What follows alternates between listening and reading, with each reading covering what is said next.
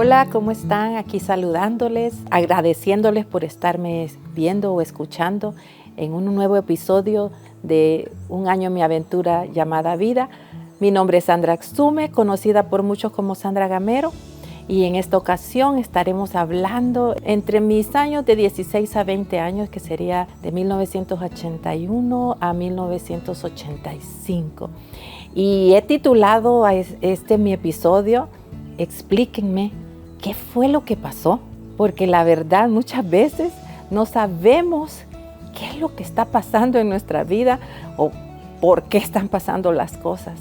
Y eso fue lo que me ocurrió a mí en esta etapa de mi vida. Mi vida cambió totalmente y no entendí qué fue lo que pasó. ¿Alguna vez han sentido o han deseado que una parte de tu vida desaparezca de tu historia?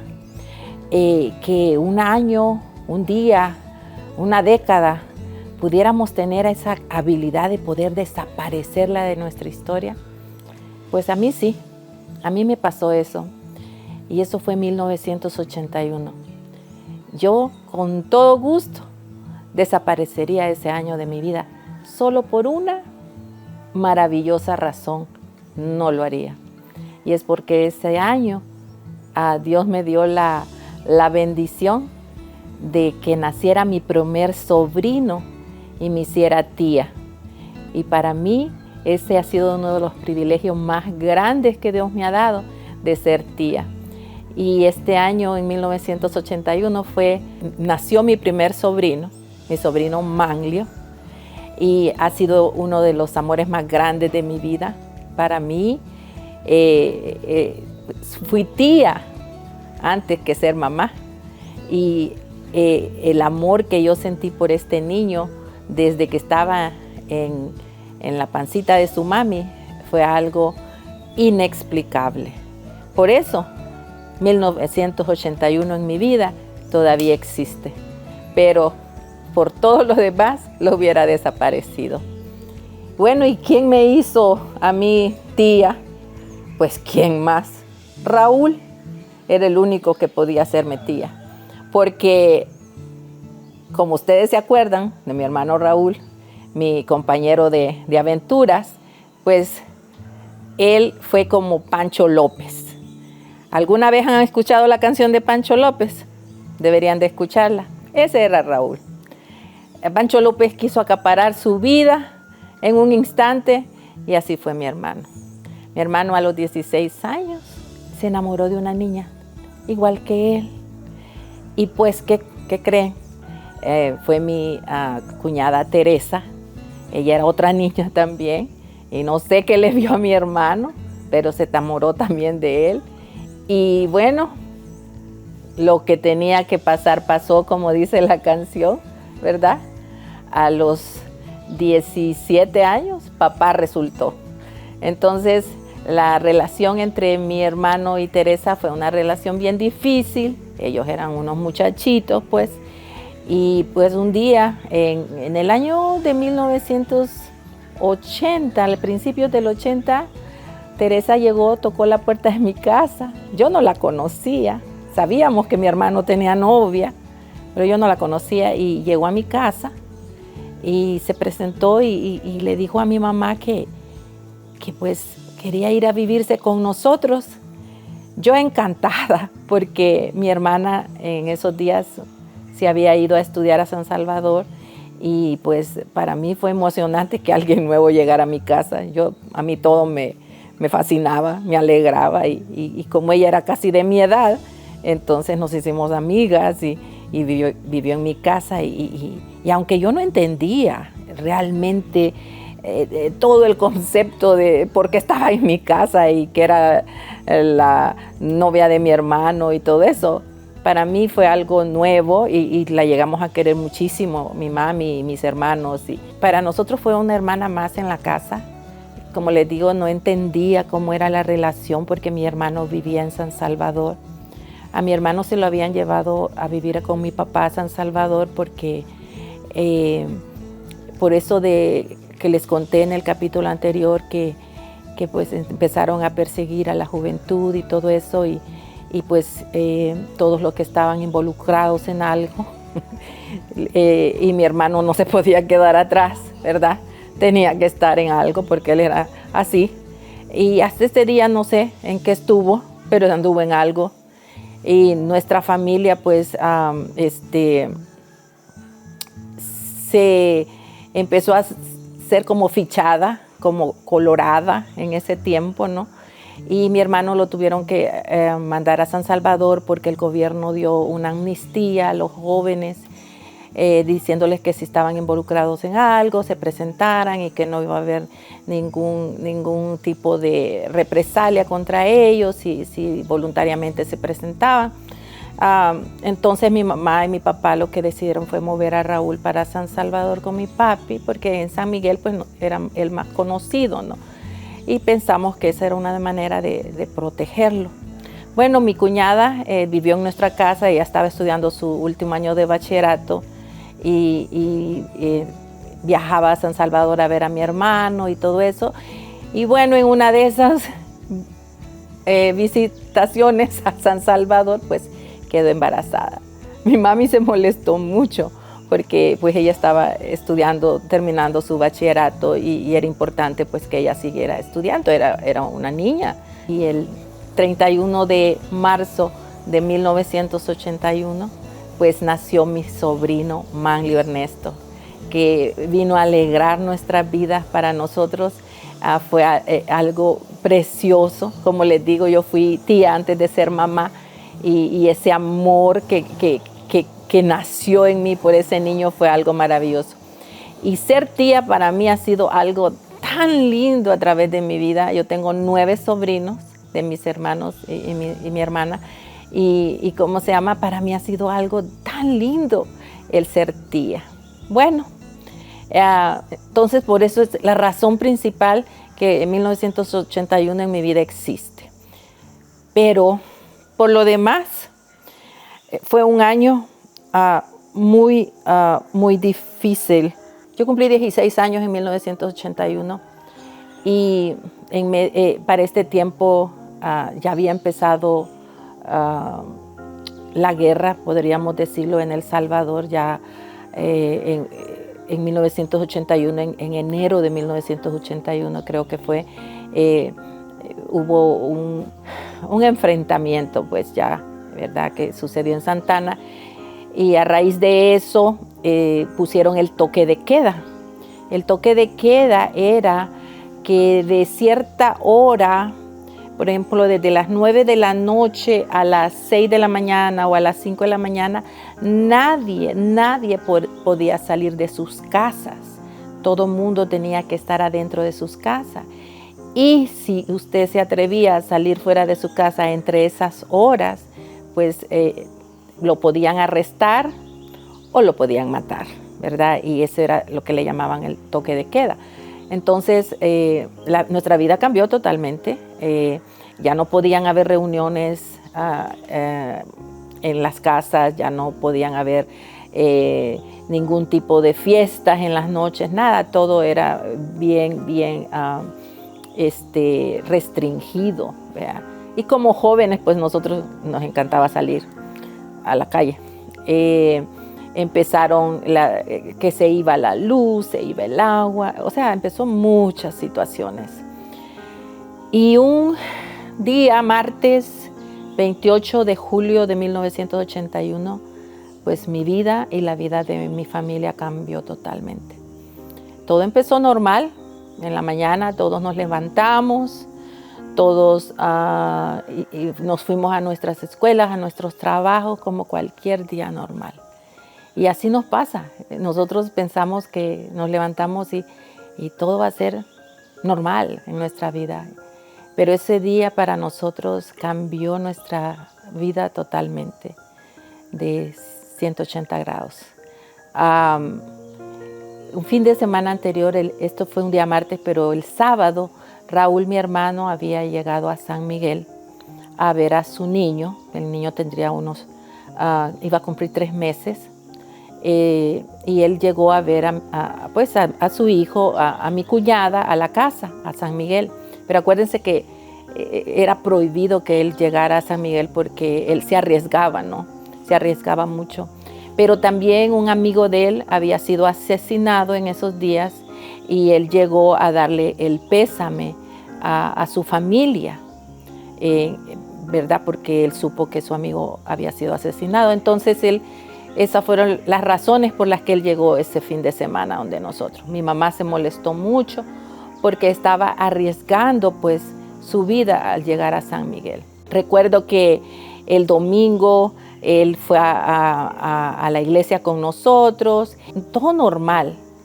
El día martes en la mañana él se quedó con su hijo porque mi cuñada trabajaba, yo iba a la escuela, todos íbamos a la escuela y él se quedó, pero mi mamá le suplicó, por favor Raúl, vete hoy, yo no quiero que te quedes, vete hoy. Y él a mediodía, cuando llegamos nosotros pues de nuestros quehaceres y todo eso, él se fue. Yo estudiaba de tarde, al igual que algunos de mis hermanos cada quien tenía algo que hacer. Yo me fui a la escuela, estaba estudiando mi primer año de bachillerato en el Instituto Nacional Isidro Menéndez. Más adelante les voy a contar todo eso. Pero ese día yo me fui a la escuela, cada quien hizo lo que tenía que hacer. Mi mamá trabajaba en las tardes y a las 7 de la noche del día 28 de julio de 1981, mi casa fue ametrallada y fue invadida por los grupos del Escuadrón de la Muerte. A esa hora generalmente todos teníamos que estar en la casa, todos, porque por lo del toque de queda mi mamá nos había exigido que todos antes de las 6 de la tarde estuvieran en la casa para evitar, ¿verdad?, cualquier problema con la situación que estábamos viviendo. Yo venía de la escuela y me acuerdo bien que cuando crucé en la cuadra que ya vivía yo, alguien dijo, un señor nos dijo, tengan cuidado que allá arriba está bien peligroso. Y recuerdo yo que yo tuve la curiosidad de saber qué era lo que estaba pasando. Y caminamos a algo que se me había olvidado y bien importante que lo mencione, es que en este año, bueno, desde el 1980, que les mencioné, todos mis amigos y todas mis amistades y todo empezaron a emigrar de la ciudad y del país. Entonces, en 1980, yo tenía 15 años, me fui quedando sin amigos. Los pocos amigos que quedaron, como eran mayores que yo, empezaron a tener sus compromisos de trabajo, sus novias y todo eso. Y entonces eso me hizo sentir sola. Y ustedes saben que la soledad es mala consejera. Y la soledad me aconsejó tener novio.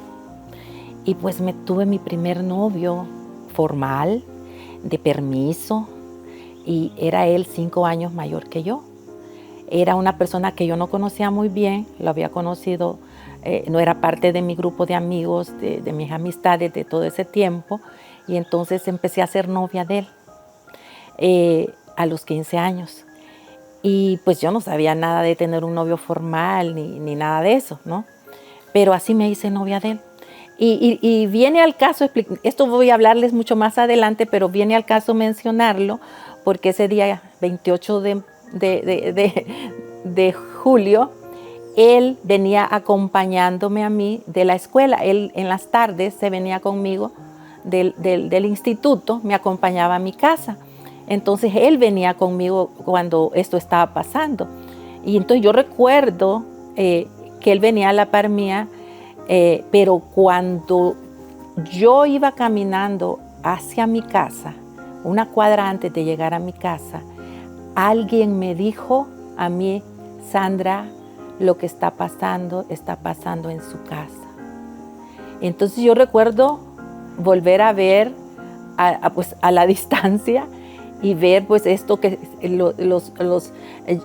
eran unos jeeps en los que andaban, ver toda la gente en las calles porque todo el mundo se salió a ver a la calle lo que estaba pasando.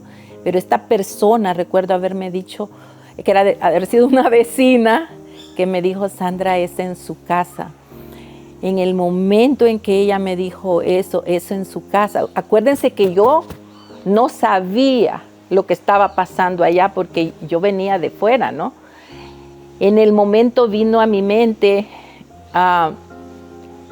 mataron a mi familia, secuestraron a mi familia y yo me quedé sola. Entonces yo empecé a correr porque yo dije, si mataron a mi familia, yo necesito que a mí me maten también, porque eso ya había sucedido en otras ocasiones. Eso había sucedido en otras ocasiones de que llegaban y familias enteras mataban en su casa y yo no me quería quedar. Entonces empecé a correr, porque si a mi familia la mataban, yo tenía que irme con ellos también. Cuando yo iba corriendo, oí la voz de mi hermano Carlos. Mi hermano Carlos tenía 10 años, que me gritó y me dijo: Sandra, la cosa es que en el camino que iba yo corriendo, mi hermanito Carlos estaba en la casa de unos vecinos donde le habían dado donde ampararse en ese momento. Entonces, cuando yo oí la voz de él, me detuve y dije: wow, Carlos está aquí. Y eso me detuvo a que yo no siguiera corriendo. En eso, los hombres que estaban adentro de mi casa salieron, se subieron a los carros en los que andaba y se fueron. Entonces empecé yo a caminar hacia mi casa. Esperamos unos minutos y empezamos a caminar hacia nuestra casa con Carlos, mi hermano, para ver qué había pasado, porque no sabíamos quién había estado adentro de la casa cuando esto pasó. Por la providencia y la gran misericordia de Dios, no había absolutamente nadie en nuestra casa. Eran las 7 de la noche y se suponía que alguno de nosotros tenía que estar allí. Pero Dios nos detuvo a cada uno de nosotros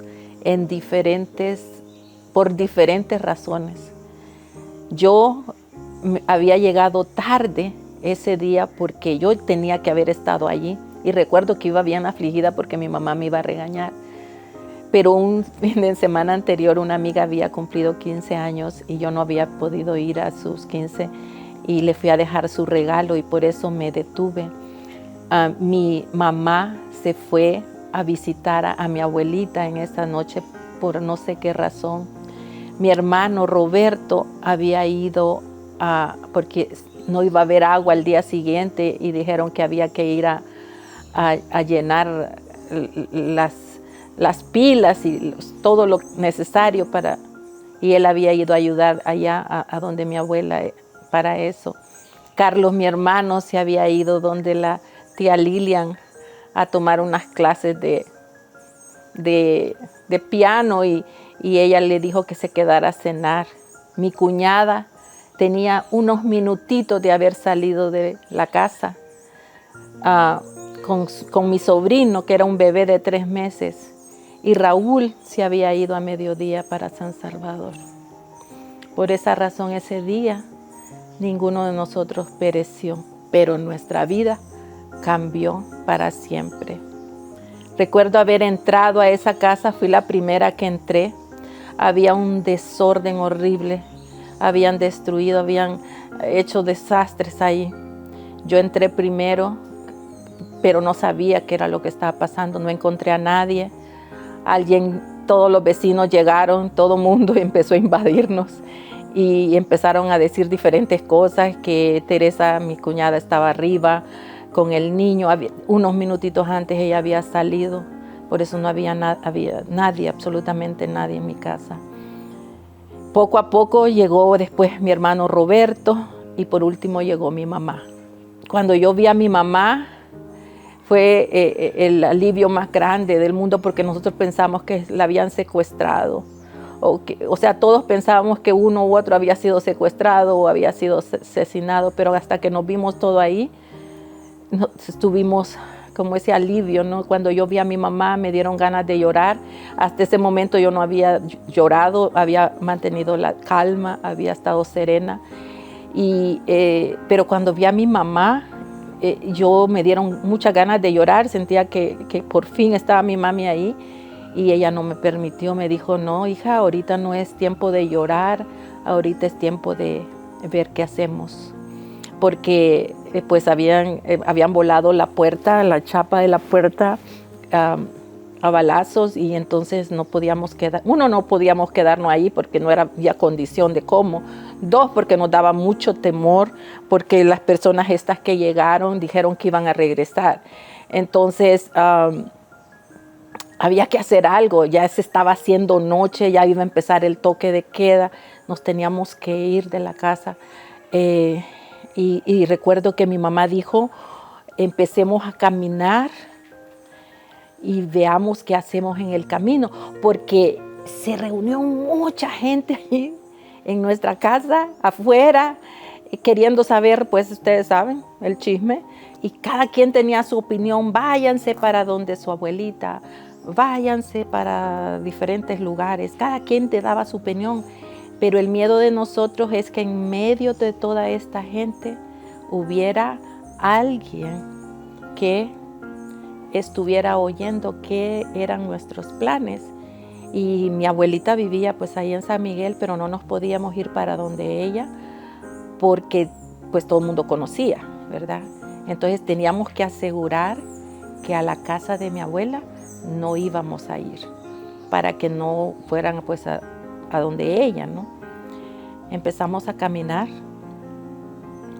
todos, y ese día se acabó todo. Recuerdo caminar en esa noche y nunca volver a ver atrás. Ese día, una noche antes, fue la última vez que dormí en mi cama, en mi cuarto. Nunca más volvimos a recibir amigos, a vivir en nuestra casa, a jugar. Nunca más volvimos a tener esa paz que nos daba en ese hogar que habíamos vivido por tantos años. Todo se acabó en un instante. Nos quedamos sin nada. Mi hermano logró cerrar la puerta por dentro con unos muebles y pusimos una tranca que le decíamos, y por el muro del vecino se tiró y ahí dejamos todo. Así como andábamos, así nos fuimos. Nunca más volví a entrar a mi casa yo, jamás en mi vida. Lo triste es que ahora ni existe esa casa, ¿verdad? Para al menos ir a verla, porque ahora la han hecho un nightclub. Entonces todo cambió. Y esa noche, por lo que les mencioné del que era mi novio, es porque a mí se me olvidó que él andaba conmigo.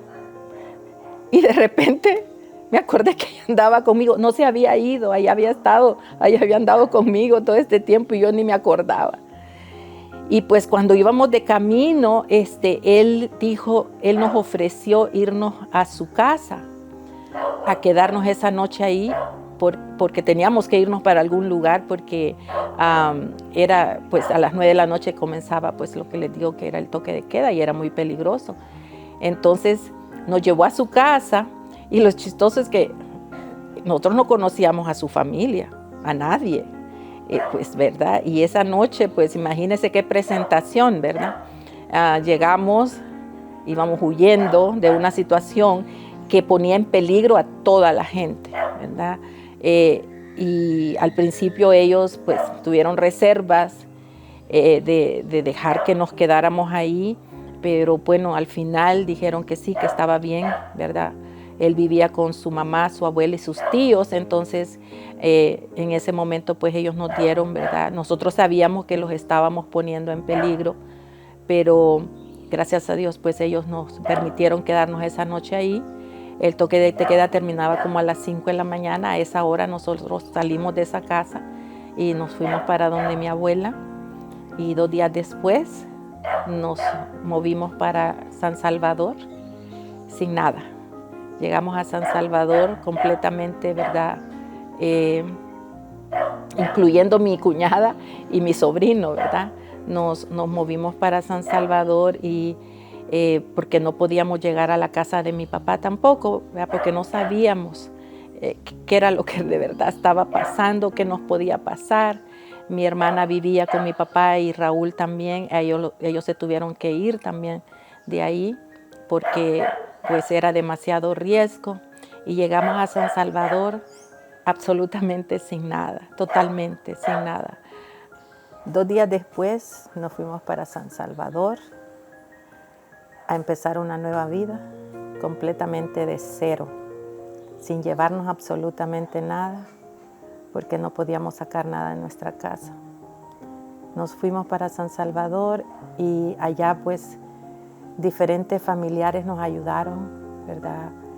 Anduvimos de posada, de casa en casa, nuestros primos, nuestra familia Zapata, nuestra familia Rodríguez, nuestros familiares Osorio, todos ellos fueron parte esencial y estaremos eternamente agradecidos por toda la ayuda, por todo el apoyo que nos dieron durante este tiempo, ¿verdad?, de transición en nuestras vidas. Cuando por fin mi mamá consiguió su traslado de trabajo para San Salvador, era maestra de primaria, pues pudimos conseguir un apartamentito donde nos movimos en la colonia Guatemala, en un edificio de apartamentos. Ahí fue nuestro lugar donde vivimos como por un año. Totalmente cambió todo. Y estos familiares fueron los que nos ayudaron a darnos camas, a darnos muebles, a darnos todo lo necesario para poder seguir, ¿no? Para mientras pues nos organizábamos en la vida, porque habíamos empezado de cero totalmente. Bueno, esta fue una etapa diferente. En ese año 1981 yo no pude, lamentablemente, fue otra cosa que me pasó, que era en agosto y yo no pude seguir estudiando porque en ningún lugar me aceptaron, porque ya era al final casi del año. Yo estaba estudiando bachillerato industrial, opción electricidad, porque yo quería ser electricista. Y bueno, la razón por la que yo realmente, mi invento fue este. Como tenía como unos 12 años, yo leí en una enciclopedia sobre el viaje a la luna y las naves espaciales y los astronautas y todo este asunto del espacio. Y a mí me fascinó. Entonces, en mi mente loquita, dije yo quiero ser astronauta. No tenía ni idea qué era eso, no sabía ni cómo se hacía para ser astronauta, pero en mi cabecita loca yo me imaginé que era fácil. Entonces, un día dije, ¿cómo voy a poder, según yo, llegar a ser astronauta? Entonces yo dije que voy a estudiar electricidad. De alguna manera esa carrera me va a llevar hasta la NASA y yo voy a ser astronauta un día. Uno cuando está chiquito, todo es posible. Entonces, esa según fue una de mis razones por las que yo estudié bachillerato industrial. Pero la razón principal fue que yo no quería estudiar en colegio de monjas. Y si yo estudiaba cualquier otra cosa, me iban a mandar de nuevo a un colegio de monjas. Entonces yo, para evitar eso, decidí estudiar bachillerato industrial. Cuando me fui a San Salvador tenía que buscar una escuela donde me aceptaran y que fuera pues de bachillerato industrial también, y lamentablemente pues ya era al final del año y en ninguna parte me aceptaron, entonces tuve que perder mi año escolar y eso fue para mí uno de los traumas más grandes de mi vida, porque a mí me gustaba mucho la escuela, entonces yo me quedé en mi casa, pues haciendo el oficio, estando sola. Todos mis hermanos lograron incorporarse pues en diferentes escuelas, pero yo no. Entonces tuve que quedarme en mi casa sola. Eso y el cambio de vida me llevó a una depresión terrible. Entré en un estado de depresión increíble y me sentía sola. Acuérdense que nosotros nos habíamos venido a San Salvador huyendo de que nos asesinaran. Entonces mi mamá nos prohibió que tuviéramos ningún tipo de relación con nadie en San Miguel. Nosotros era prohibido que nosotros habláramos a nuestros amigos o que les dijéramos dónde estábamos o algo. Entonces eso hizo que mi soledad se hiciera mucho más grande, ¿no? No iba a la escuela, pasaba sola todo el día y pues no tenía más que hacer que dormir y pensar y pensar y pensar. Entonces en este tiempo, acuérdense que yo tenía novio, entonces empezamos esta relación a larga distancia, porque él sí sabía dónde nosotros estábamos, porque él había sido parte de toda esta situación, de que se quedó allá con fue una persona muy, muy importante en la vida de mi abuela. Mi abuela se quedó sola en San Miguel. Acuérdense que nosotros éramos sus únicos nietos y mi mamá su única hija. Ella se quedó sola en San Miguel. Entonces él fue de mucho apoyo para ella en ese tiempo. Entonces él sí sabía dónde estábamos nosotros. Entonces esto creó una codependencia grandísima de parte mía a esta relación con él, porque aunque era por teléfono, porque no había de otra, y no es que teníamos teléfono, era por medio de teléfonos públicos, pero como yo estaba sola, entonces eso me hizo codependiente de sus llamadas, de todo de él. Y él pues, él era mayor que yo, entonces él se aprovechó, tomó ventaja de esta situación y empezó a ser muy celoso, muy posesivo, muy controlador.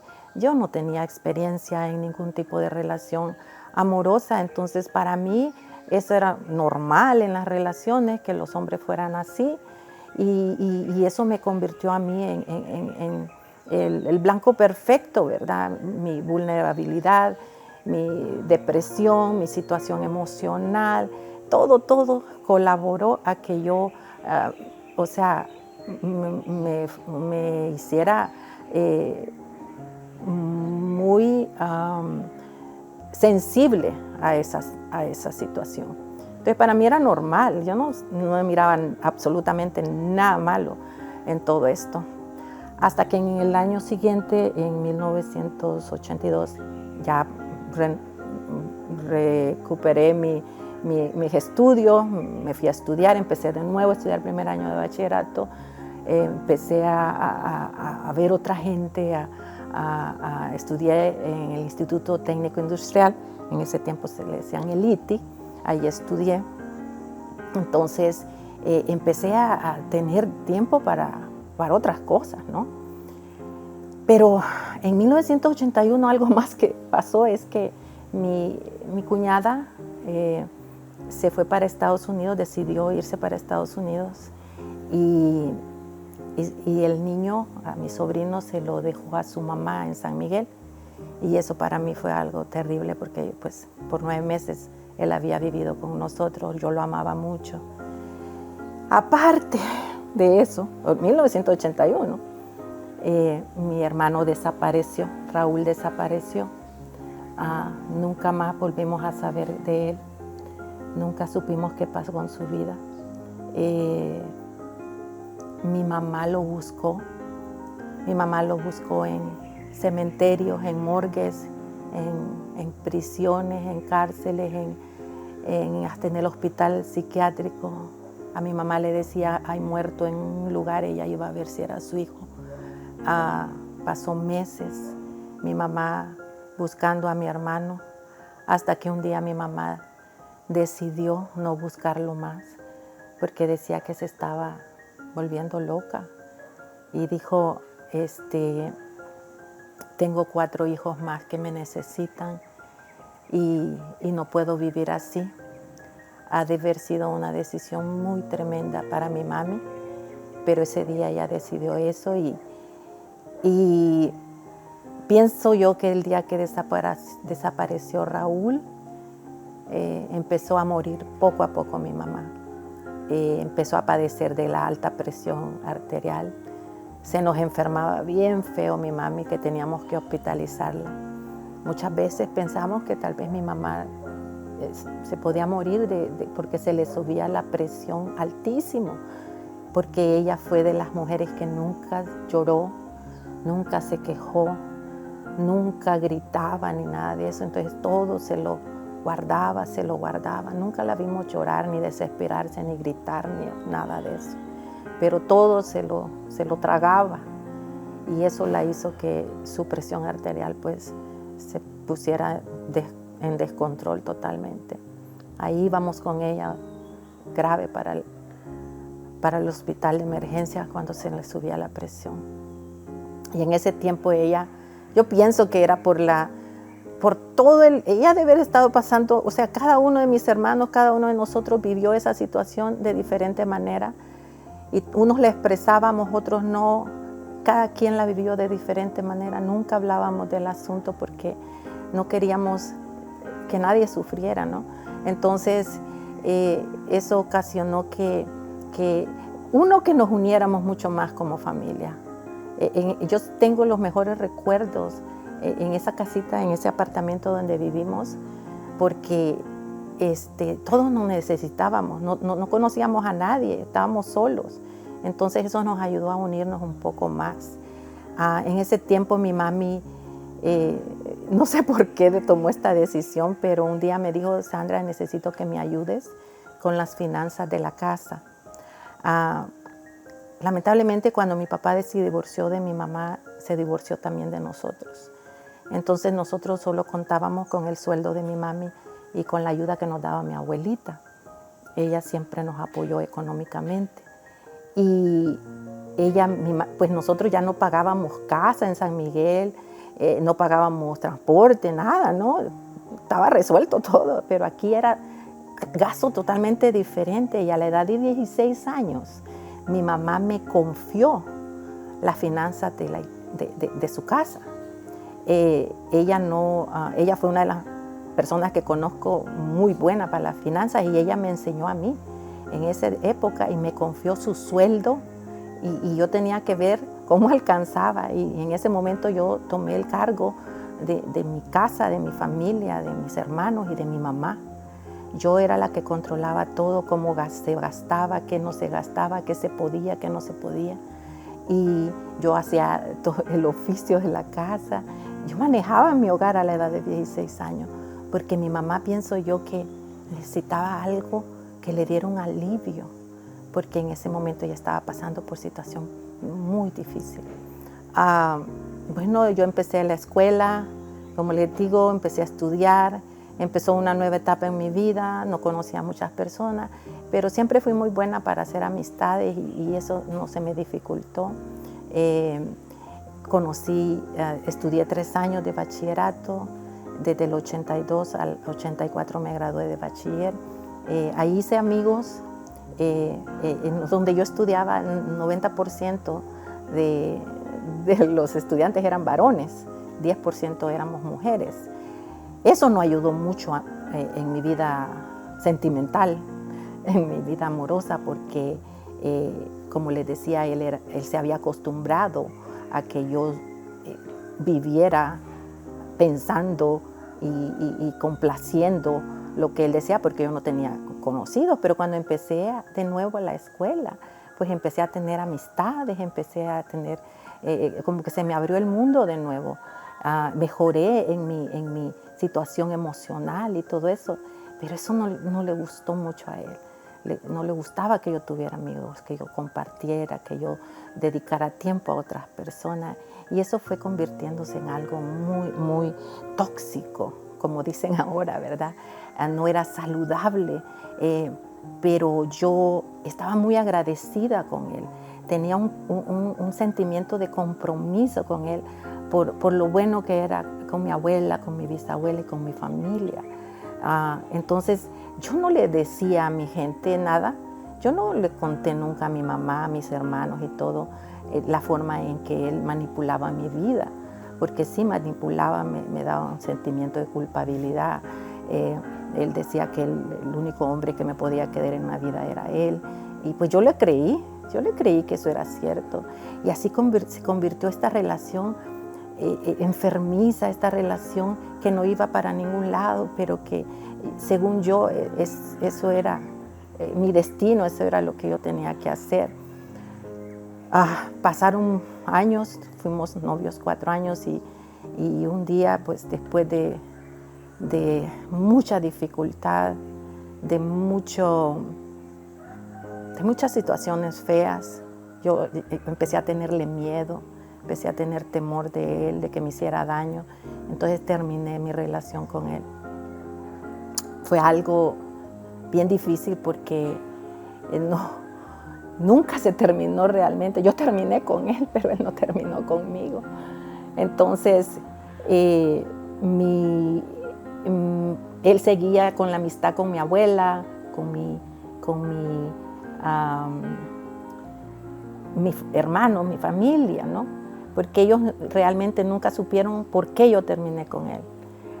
Y eso se hizo más difícil para nosotros, que se terminara totalmente la relación, porque él siempre estaba de alguna manera involucrado en mi vida, en la vida de mi familia. Y como les digo, siempre sentí ese compromiso, esa responsabilidad, ¿no? de que él había sido bueno con mi familia. Bueno, terminamos según yo me gradué de bachiller en 1984, empecé la universidad y a mí se me abrió el mundo de nuevo.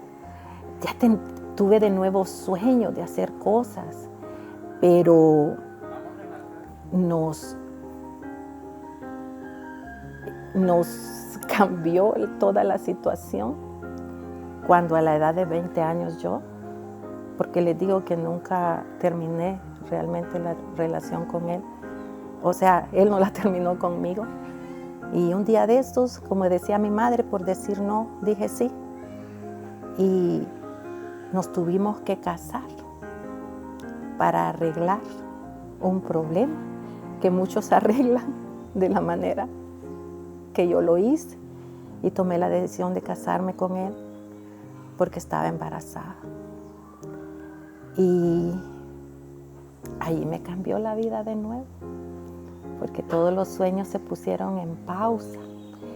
Y déjenme decirles, porque quiero aclarar esto, desde chiquita yo soñé con ser mamá.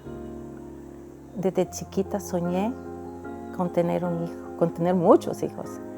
Me acuerdo que un día le dije a mi papá que yo quería tener hijos, pero no quería casarme. Y mi papá me dijo que así no se hacían las cosas. El asunto es que me tuve que casar por vergüenza, por el que dirán, por honrar a mi familia, que ya los había deshonrado, ¿verdad? Y por el dolor que les había causado a ellos, porque eso fue lo más tremendo. Hasta este día yo había pensado que todo lo malo que me había pasado era porque otros lo habían provocado. Pero esta vez sabía que había sido mi mala decisión la que había provocado todo esto. Entonces me sentía muy culpable, muy culpable.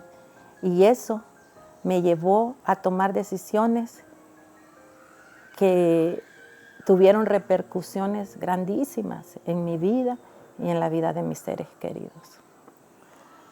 Pero eso se lo voy a contar en la próxima, porque es cuando cumplí 20 años que yo me casé y salí embarazada, y en el siguiente episodio es cuando me hago ama de casa, me hago dueña de negocios, me hago mamá y me hago esposa, todo al mismo tiempo.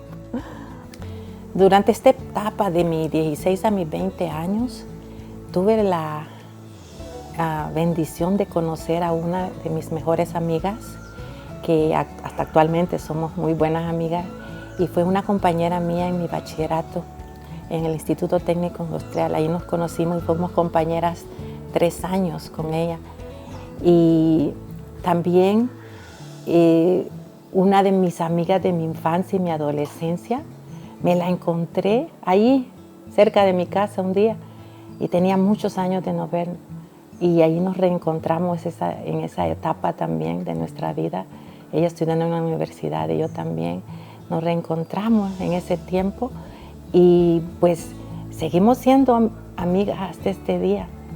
Y un día de estos fui a El Salvador y tuve la oportunidad de charlar con ellas. Y aquí les presento eso. Y en esta ocasión me acompañan mis amigas Ana Jovel, ahora Medina, y Morena Rivera. Ellas han sido parte de esta mi jornada, de esta mi aventura, y nos conocemos desde hace ¿cuánto? Hace 55 años. Sí, hace 55 años y con ella 40. De mi bachillerato yo creo que la única amiga que tengo es ella. Nosotros estudiamos en un instituto que era solo mayormente de varones. Estudiamos en el Instituto Técnico Industrial. Nos graduamos de electricistas y aproximadamente éramos como unas 12 mujeres en esa promoción, y muchas a mitad del camino se quedaron, pero nosotros seguimos y nos graduamos. Entonces, y Ana, cuenta de nuestra aventura. Sí, nos conocimos en kinder. En aquellos tiempos todo era juego, todo era diversión. Jugábamos landa, arrancacebollas. Sí. Jugábamos también de saltar cuerda. Jack, nos tirábamos en los pasillos del colegio. Y que después nos prohibieron que jugáramos Jack. Sí, nos prohibieron, es cierto, prohibieron. Hacíamos travesuras. Sí. Travesuras, sí. Fuimos compañeras de grupo. Sí. Siempre nosotros competíamos. Competíamos en la escuela porque queríamos ser la mejor, pero ¿nos ganó quién? Morena. Pero no yo. No Morena. Era otra Morena. De apellido Rivera, vea. No, era Pineda. Morena Pineda, sí, es cierto. Pero eso fue Morena. en San Miguel. En San Miguel. Eso fue en San Miguel. Para este tiempo ya saben que somos originarias de San Miguel. Después, en San Salvador, cuando te viniste tú a estudiar a San Salvador, después de 5 años que dejamos de vernos, en esos 5 años yo conocí a Morena. Sí, las anécdotas que tuvimos fueron bonitas porque yo era una niña de papi que no me dejaba salir a ningún lugar. Como tanto varón, bromeábamos y no bromeábamos con ellos también, ¿verdad? Yani era una amiga que era de electrónica. Sí, ella era de otra sección. De otra sección, pero ella se vino al grupo de nosotros porque se adaptaba más a nosotros que a las compañeras de ella, porque de ella habían más, creo que habían como 6. Sí. Y nosotros éramos 3 hembras. Y así nos fuimos conociendo en primer año. Había una compañera, ¿se acuerda? Guadalupe, que ella solo duró un año. Y ella duró un año y se retiró en el segundo año. Pues nuestro acercamiento fue casi más en segundo año. Sí. Entonces, como se fue, como yo andaba con ella, pero todo cambió. Sí. No sé ni por qué estudiamos electricidad. Sí, me lo pregunto también. Sí. Por rebeldía. No, por mí es darle gusto a mi papá. Sí, cuando te encontré nuevamente. Era en la universidad. No, fue en la parada de bus de ahí, de la Miralvalle, ¿te acuerdas? Tú vivías ahí. Sí. Y nos encontramos y nos conectamos de nuevo, como que los 5 años no habían pasado, ¿verdad? Sí. Sin que nos viéramos. Y de ahí, pues, me dijiste te uniste más a mi familia. A vivir. Te fuiste a vivir a mi casa. A vivir a la casa como madrina. Yo creo que necesitaríamos todo un podcast solo para contar todas las cosas que hacíamos, andar en las teletones. Y una de las cosas que hicimos con More es que nos fuimos solas a Guatemala. Nos fuimos solas a Guatemala y solo teníamos 100 colones para ir. Y se acuerda que a mí no me querían dejar entrar a Guatemala, sí, porque en aquel tiempo, éramos menores 21 de edad. Años. Después de los 21 es mayor, pero yo tenía menos de 21. Teníamos 18. No, teníamos 18 años. No, porque eran 21 o 18. No, era 21 para poder salir, pero nosotros teníamos 18. No, fuimos después que nos graduamos. Teníamos como 19. 19, sí, algo así. La cosa es que no teníamos dinero y teníamos que sacar un permiso de los papás para poder salir, pero nos cobraban 40 colones y solo teníamos 100. Entonces dijimos, no, así vámonos. Y mi mamá y los papás de ella dijeron, no las van a dejar pasar. El chiste de todo esto es que nos fuimos a uno de los barrios más feos de Guatemala. Como decir aquí, la avenida. La avenida. Nos fuimos, sí, pero nosotros no sabíamos dónde andaban porque no conocíamos. Y ahí nos quedamos, pero gracias a Dios fuimos y venimos con bien, ¿verdad? Sí. Y nos fuimos a conocer Guatemala porque queríamos salir del país.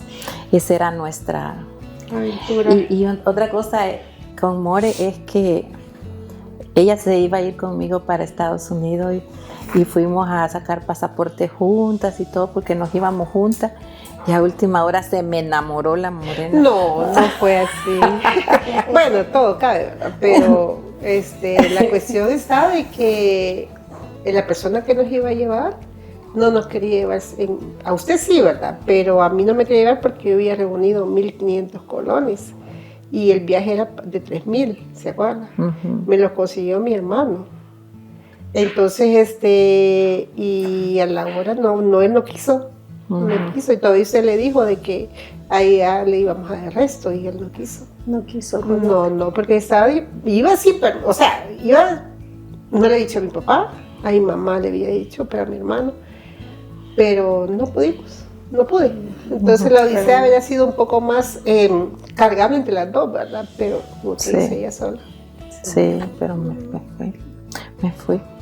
Y pues tú te quedaste aquí, pero te quedaste con mi familia y siguió la amistad pues con mis hermanos. Con Carlitos, con Roberto, con Mamadina. Sí. Yo quiero hacer un comentario a lo que me dijo mi hija, porque le comenté que había venido usted nuevamente y me dice, pues chica, mamá, me dice amistad. Ella tiene muchas amigas también de que estaba en bachillerato. ¿Te quieres, Sandra? Nos queremos, le digo. Sí. Eso está todo, ¿verdad? Mi hija, una de ellas, dice, yo quiero tener comadres como vos, me dice. Que dice que amigas, pues, de toda la vida. Ellas dicen, qué bonito ha de ser eso, pero el asunto es que uno tiene que invertir en las amistades, tiene que invertir tiempo, ¿verdad? Y a veces eso no lo queremos hacer. Me alegro, pues, por todas las cosas buenas que has recibido de parte de Dios, ¿verdad? Porque para mí Dios es todo. Bueno, y una de las cosas maravillosas, pues, Elías, tus hijos. Yo me alegro verlos, pues, cómo se aman, cómo se tratan. Yo le llegué contando a mi esposo, mira, me gusta cómo se trata Elías con Sandra. Y eso para mí, le digo yo, es una alegría, alegría de ver eso. Porque uno se alegra con las personas que uno ama, o que le pasa a otras personas también. Sí. Eso se alegra. Y también aquí quiero, pues, la oportunidad ahorita que estamos juntas las tres, en agradecerte, Sandra, por la amistad, a Morena también por su amistad, que para mí es muy valiosa, muy, muy valiosa, y pues ahora pues formo parte también de tu familia, con tus hijas, claro que conocí a tu esposa o a Elías, también para mí es mi familia. Entonces es alegría, pues, porque la familia va creciendo, ya de ahí se van sumando los nietos. Sí, entonces les agradezco mucho la oportunidad que me dan de tenerlas aquí, ¿verdad? Y espero que esto siga creciendo, siga evolucionando, ¿verdad? Hasta que un día el Señor nos llame, ¿verdad? Sí. Hasta que el Señor decida. Gracias, les agradezco mucho. No, gracias a ti, gracias. Muy curioso que con Morena fuimos compañeras. Yo tuve muchos compañeros y muchas compañeras ahí en el instituto, pero solo con ella seguimos la amistad y ha sido algo de mucha bendición a mi vida. Es una etapa preciosa, ¿verdad? La que recuerdo mucho y me gusta que a pesar de los años y del tiempo y de la distancia, nosotros seguimos siendo amigas. Bueno, este ha sido mi episodio 4. Espero les haya gustado. Espero que sigan en mi aventura porque falta muchísimo más. Estamos empezando nada más. Y yo les agradezco mucho su apoyo. Espero que sigan apoyándome en estos nuevos episodios y que sigan suscribiéndose, que me compartan con sus amigos, que pongan comentarios, que me den un me gusta y para que sigan, ¿verdad?, escuchando un año en mi aventura llamada vida. Muchísimas gracias. Los veo hasta pronto. Bye.